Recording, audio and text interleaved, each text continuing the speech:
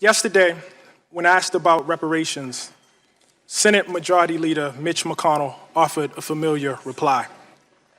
America should not be held liable for something that happened 150 years ago, since none of us currently alive are responsible. This rebuttal proffers a strange theory of governance, that American accounts are somehow bound by the lifetime of its generations. But well into this century, the United States was still paying out pensions to the heirs of Civil War soldiers.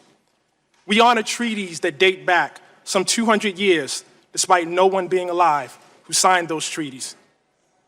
Many of us would love to be taxed for the things we are solely and individually responsible for. But we are American citizens, and thus bound to a collective enterprise that extends beyond our individual and personal reach. It would seem ridiculous to dispute invocations of the founders or the greatest generation on the basis of a lack of membership in either group. We recognize our lineage as a generational trust, as inheritance. And the real dilemma posed by reparations is just that, a dilemma of inheritance. It is impossible to imagine America without the inheritance of slavery. As historian Ed Baptist has written, enslavement, quote, shaped every crucial aspect of the economy and politics of America, so that by 1836, more than 600 million, or almost half of the economic activity in the United States derived directly or indirectly from the cotton produced by the million-odd slaves. By the time the enslaved were emancipated, they comprised the largest single asset in America, $3 billion in 1860 dollars, more than all the other assets in the country combined. The method of cultivating this asset was neither gentle cajoling nor persuasion, but torture, rape, and child trafficking. Enslavement reigned for 250 years on these shores.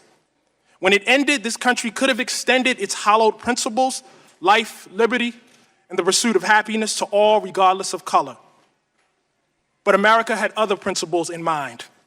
And so for a century after the Civil War, Black people were subjected to a relentless campaign of terror, a campaign that extended well into the lifetime of Majority Leader McConnell.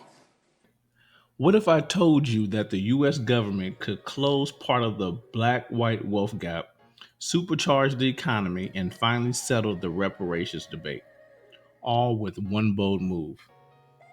Imagine waking up tomorrow to find thousands in your account for every year you've been alive. No strings, no caps, just justice paid in full. Well, this sounds wild, right? But this isn't just a dream. Today, we'll be breaking down exactly how a direct reparations plan could change Black America forever, reboot the US economy, and also put an end to centuries of unfinished business. Let's get into the facts, the numbers, and why this might be the most powerful policy move of our generation. Let's start with the basics. Why reparations? The wealth gap between Black and white Americans is massive. The median Black household has about 10 cents for every dollar of white wealth. That's 17,600 versus 171,000. This gap isn't closing on its own. Without big policy changes, it could take centuries. Past proposals like free college, baby bonds, or home ownership programs help, but none come close to closing the gap unless they involve direct, large-scale cash payments. Here's the idea. Every descendant of Black slaves gets $1,000 for every year they've been alive. So if you're 30, you get $30,000. If you're 71, you get $71,000. No cap means elders, those who have endured the most, get the most. With about 43.5 million eligible recipients, the average payout would be $36,400, and the total cost would be about $1.58 trillion.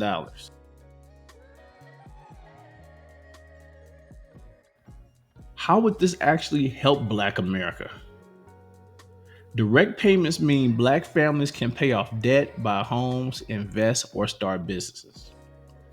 This kind of wealth transfer is the only proven way to make a real dent in the racial wealth gap. Wealth means security. It means not having to live paycheck to paycheck and being able to weather emergencies. Most white families build wealth through inheritances. This plan gives black families a similar chance to pass down wealth. How would the US implement this? Like HR 40 proposes, set up a commission to define eligibility, gather data, and design the program. Use census data, family records, and expert research to identify eligible descendants.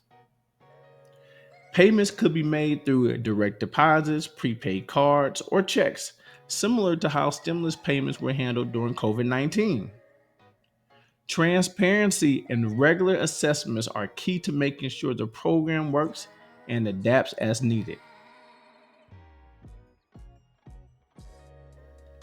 So, why would the US government do this?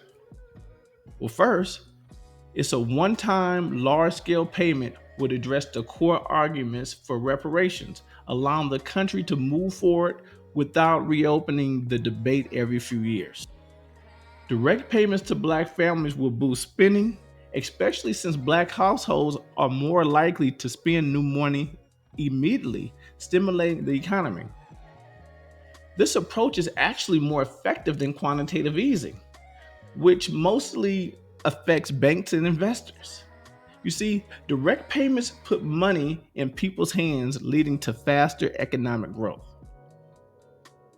There's been some state level proposals like California's, but this will cost 2.8 trillion just for one state, almost double the national plan I'm discussing today. There's also been national proposals to fully close the black-white wealth gap, but those will cost $10 million. So this plan is relatively moderate. So unlike incremental or service-based reparations, this plan is clear, direct, and easy to administer. It reduces the opportunities for fraud or bureaucratic delays. We've obtained lessons from other reparation efforts. Let's look at the Japanese reparations during World War II. They provided direct payments and formal apologies, leading to healing and closure. Evanston, Illinois piloted local reparations through housing grants, showing that direct material benefits work best.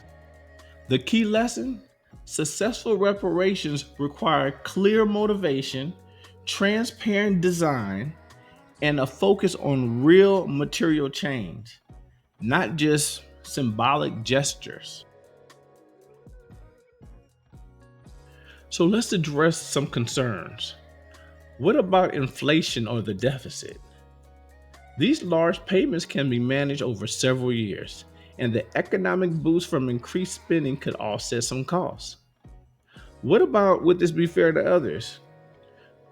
Well, these reparations are about justice for a specific historic harm.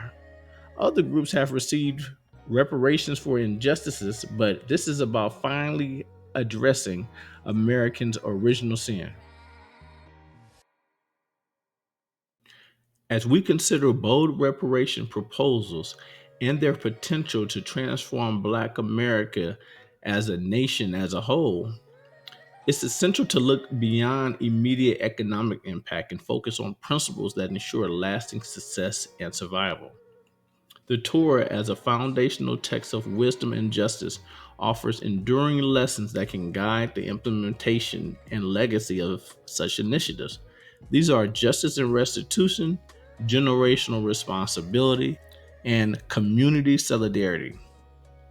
By anchoring reparations in the ethical framework of the Torah, we can move beyond temporary fixes and create a foundation for genuine long-term flourishing. By looking to these ancient teachings, we can craft solutions that honor the past, empower the present, and also safeguard the future. Hey, if this message has resonated with you, please like, share, and subscribe. Thank you.